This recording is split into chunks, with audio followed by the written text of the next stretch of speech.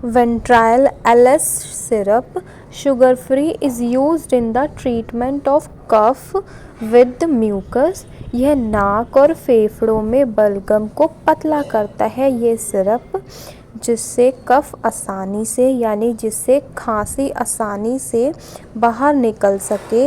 ये नाक बहने, छींकने, खुजली और आँखों से पानी निकलने की समस्याओं से भी राहत देता है ये वेंट्रल एलएस सिरप। आप इसका नाम वगैरह अच्छे से देख लीजिए, बहुत ही अच्छा सिरप है। ये 30 ml का सिरप है। तो ये देखिए, ये 30 ml का ये सिरप है ventral LS 1 syrup, sugar free, is used in the treatment of cough with mucus. तो आप देख लीजिए कैसा है ये वेंट्रल एलएस सिरप, आप याद रखिएगा। Thank you.